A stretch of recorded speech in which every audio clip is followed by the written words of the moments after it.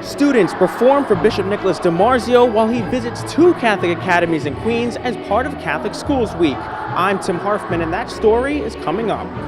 Futures in Education helping students get a Catholic education through angel donors. I'm Emily Druby, and coming up, I'll explain what that means.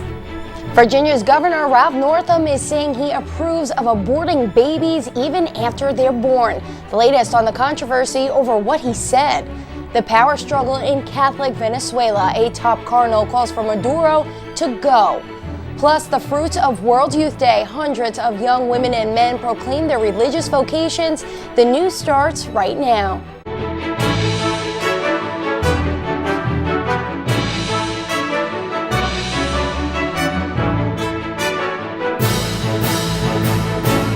How are you? What's your name? Natalie? And Nathan. Okay, great. Bishop Nicholas DiMarzio with students in Queens this cold morning. It's Catholic Schools Week. Good evening. I'm Michelle Powers. Liz Faublas is off. The leader of the diocese is recognizing the great benefits students gain from a faith-based education. Currents News' Tim Harfman reports on Bishop DiMarzio visiting 2 academies this Catholic Schools Week.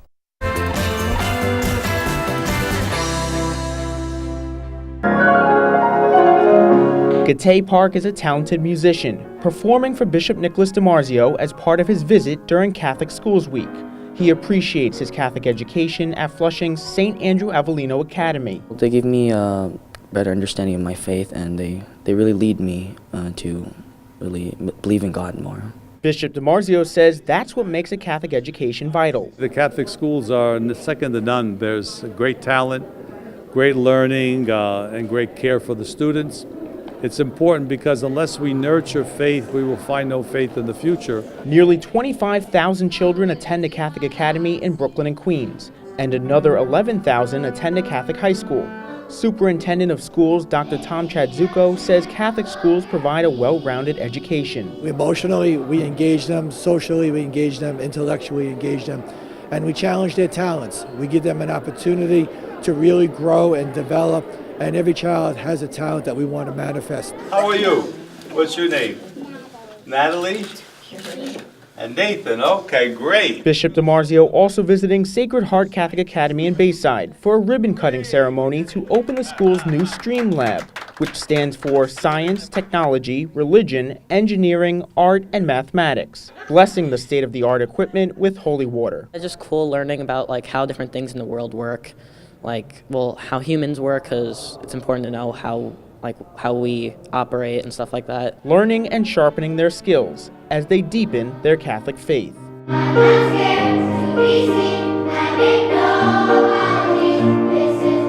In Queens, Tim Harfman, Currents News. There are some special people in Brooklyn and Queens who help students attend Catholic school that otherwise couldn't. They are angels supporting the Futures in Education program.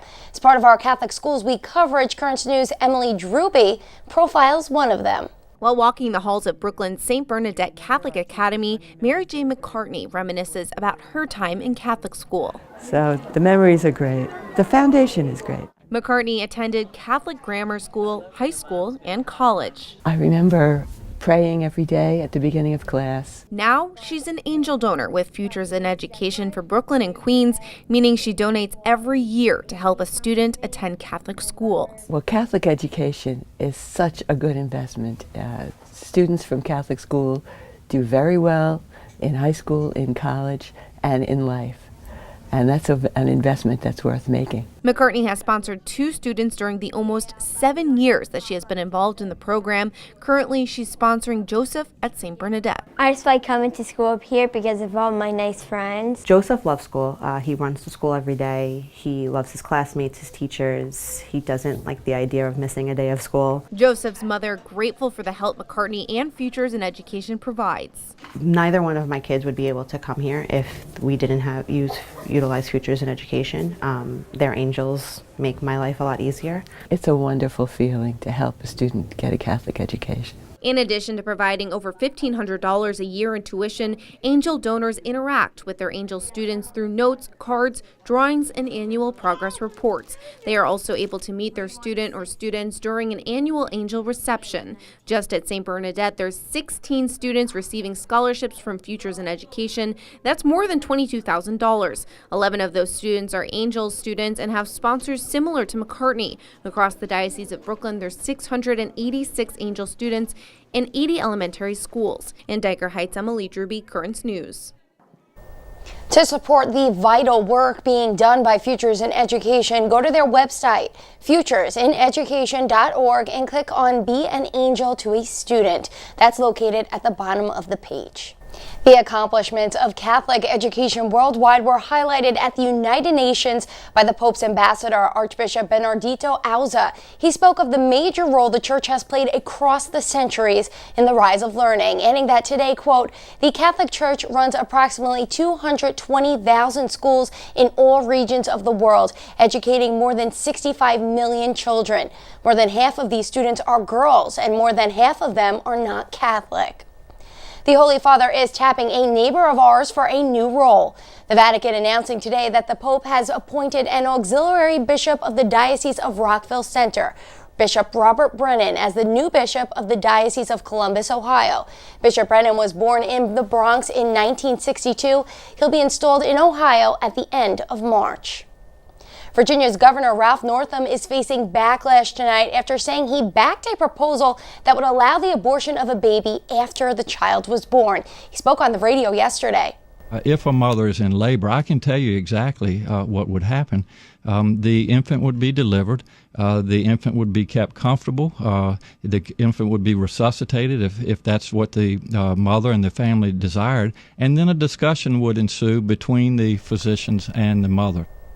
Northam, who's a pediatric neurosurgeon, later said he's devoted his life to caring for children, and anyone accusing him of the opposite is wrong. The bill in question was tabled by Virginia state lawmakers. President Trump described the governor's comments as terrible.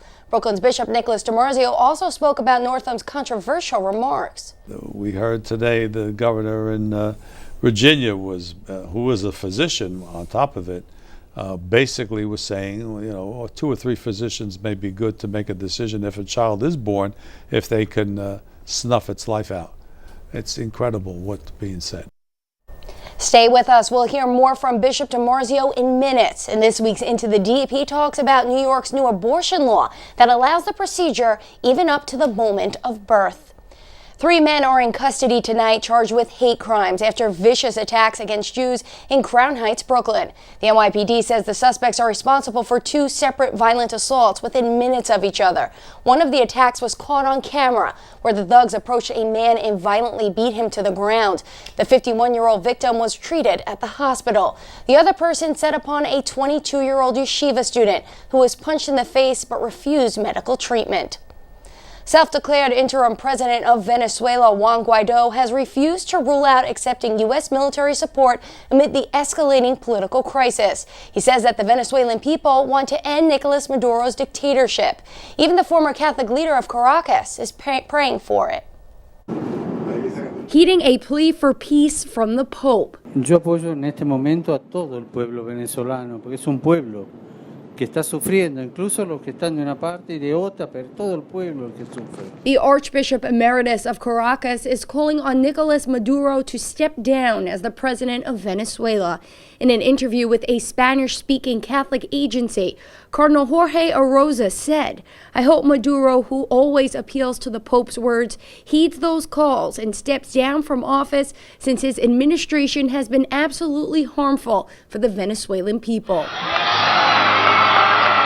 After a highly contested election where opposition candidates were barred from running, Maduro was sworn in for a second term as president of the predominantly Catholic country in the beginning of January.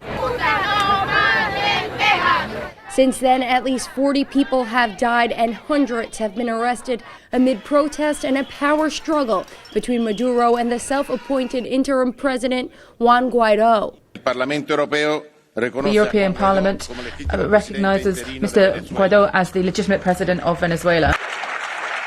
Several nations, including the United States and the European Union, have officially recognized Guaido's presidency. Others, including Russia and China, still support Maduro.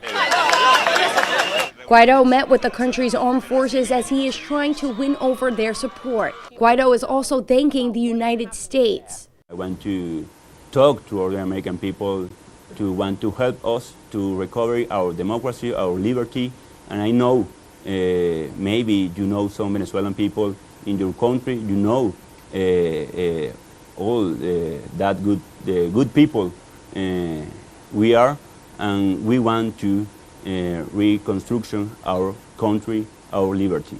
The United States has warned the Maduro government that any violence against the political opposition, including Guaido, will be met with a stern reprisal. This has moved opposition members to express a new fondness for President Donald Trump. Thank you for the United States. Thank you for the government of Trump. Thank you for all the countries that know us, know our fight. Maduro has accused the United States of staging a coup to push him out of power. More than 3,000 active duty U.S. troops are headed to the southern border with Mexico. They will join the 2,300 already there. Secretary of Defense Pat Shanahan asked the Department of Homeland Security for more assistance earlier this month. President Trump confirmed the increase in troops on Twitter. He says part of their mission will be to stop migrants from Central American caravans from crossing the border. President Trump is keeping up the pressure on Congress to give him money to build a border wall. At the White House this afternoon, he said he could imagine a day where House Speaker Nancy Pelosi would beg him to build one. And by the way, if you go to Tijuana and you take down that wall, you will have so many people coming into our country that Nancy Pelosi will be begging for a wall. She'll be begging for a wall. She will say, Mr. President, please, please give us a wall. With more soldiers mobilizing at the border, the president said he's ready to declare a national emergency to free up funds for the wall, but promised not to do anything until February 15th. The record-shattering cold over large parts of the United States has turned deadly and is being linked to the loss of several lives. Millions more are experiencing a freeze unlike anything they've ever felt before. In our area, wind chills this morning bottomed out at 25 degrees below zero. Elsewhere, it was worse. Stephen Nanez reports the latest. The upper Midwest and the Northeast are used to cold temperatures during this time of year.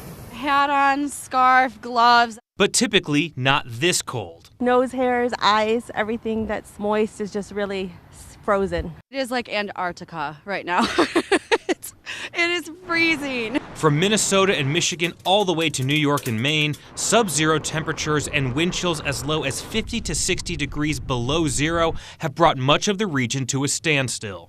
The extreme cold makes it hard to make the road safe because literally as fast as we are melting the ice, it is refreezing. The U.S. Postal Service was forced to suspend deliveries in several states, and the Red Cross is calling for emergency blood donations. And first responders, including firefighters in Chicago, are met with additional challenges when it comes to doing their jobs. Equipment freezing up, we've got ladders that are frozen, we've got hose that's frozen. Not to mention the threat of hypothermia. But for those braving the freezing temps, it hurts. It definitely hurts. Relief is on the way. Temperatures in Chicago could jump from negative 25 this week all the way up to the low 50s by Monday, a winter weather whiplash that will be welcomed by all. Steve Nannis, Currents News. There's a lot more news headed your way. Bishop DiMarzio is up next to talk about New York's new law that now allows abortions at any time. I think God calls all of us. White House Press Secretary Sarah Sanders on what she thinks the Lord did in the last presidential election.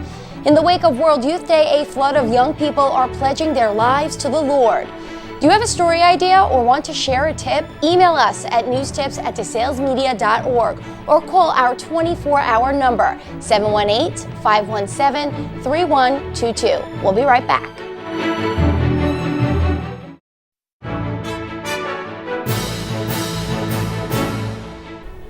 New York's new abortion law, just signed by Governor Andrew Cuomo, is being described as one of the most extreme anywhere in America.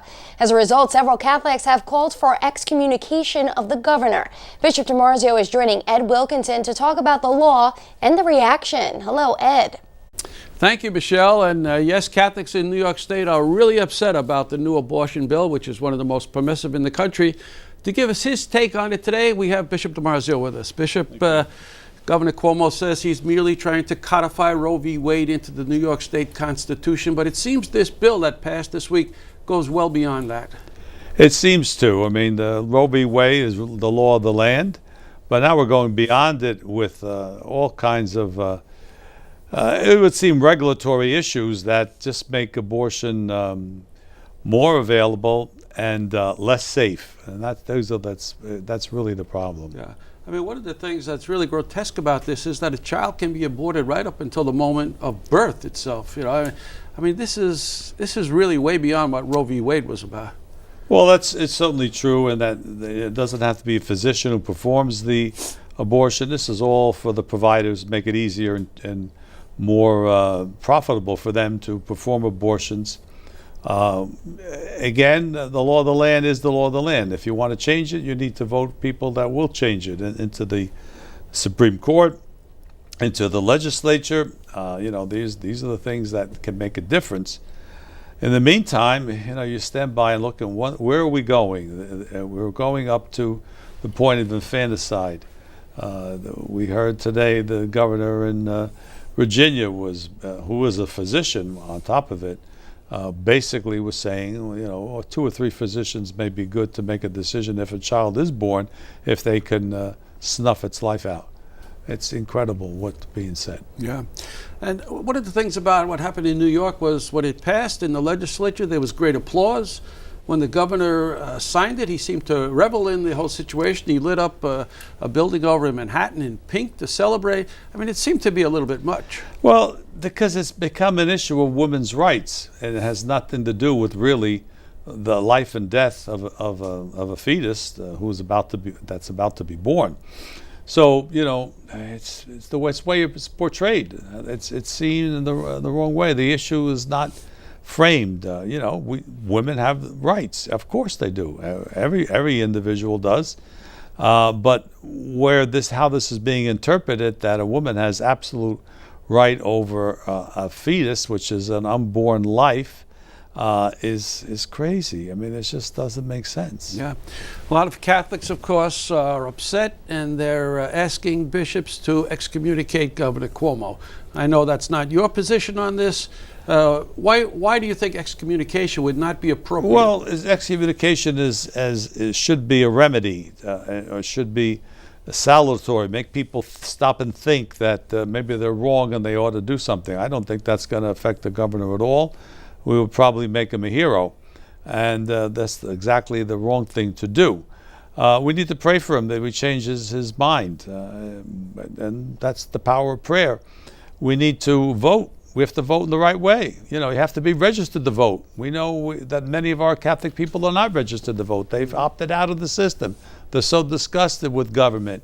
But thinking that you can, by excommunicating somebody, change the political system is not going to happen. Yeah. You need to be there, be involved in politics. All the legislators that voted for this should be hearing from the Catholic people. I'm hearing from them. They want me to do something. I think I could change the situation. It's already done.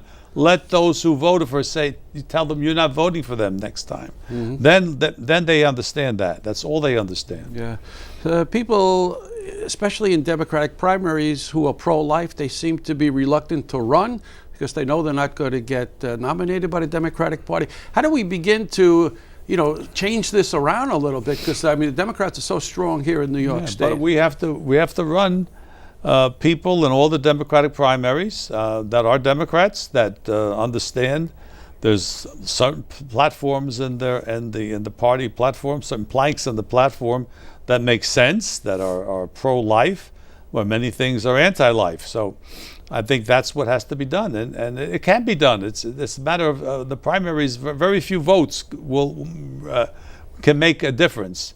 And if we have organized people, people have to organize themselves. It's not the church's job to run politics. It's people, and Catholic people need to be involved in the political system. Good. Thanks, Bishop. Michelle, back to you. Thanks, Ed, and thank you, Bishop DiMarzio, for that important discussion.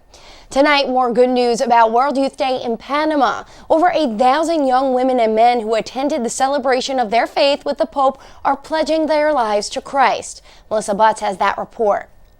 The day after World Youth Day ended, fruits from the week started to blossom. During this meeting organized by the Neo-Catechumenal Way, some 700 boys, 650 girls, and 600 families decided to give their lives to God. It was a vocational encounter in which around 25,000 young people from all over the world participated. It was presided over by the Cardinal of Boston, Sean O'Malley, who listened to Kiko Arguello, a co-initiator of the Neo-Catechumenal Way.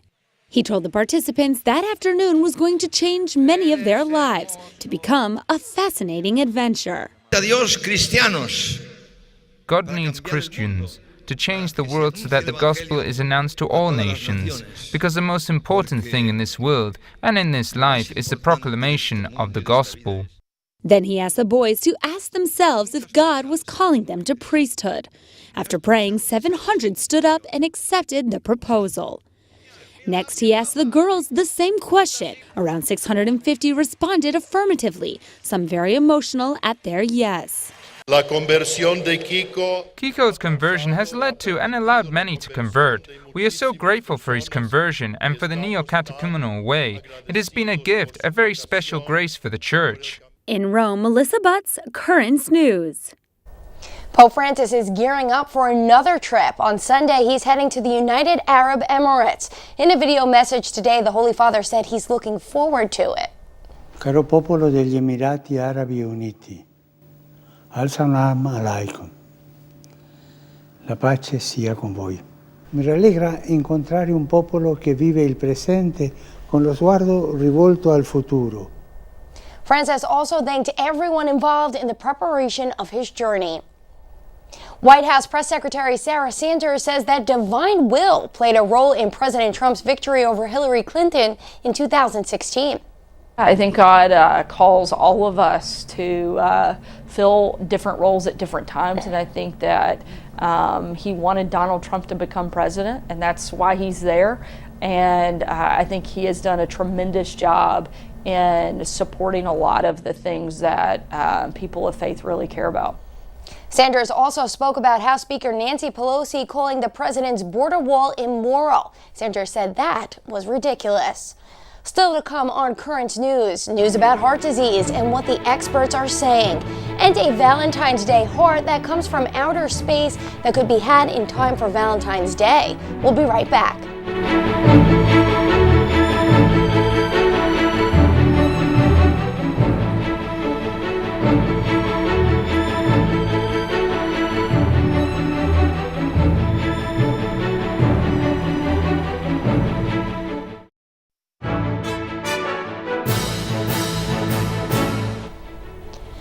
Nearly half of all U.S. adults have some form of cardiovascular disease.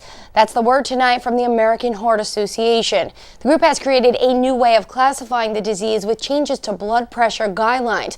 Now, any reading that's higher than 130/80 is considered too high. Finally tonight, are you looking for the perfect Valentine's Day gift for that special someone? How about a piece of space? British auction house Christie's will be auctioning off a 300-million-year-old heart-shaped meteorite. Dubbed the Heart of Space, Christie's estimates the winning bid could go as high as $500,000. That is Current News. I'm Michelle Powers. Thank you for joining us because we are putting your faith in the news. Hope to see you again next time.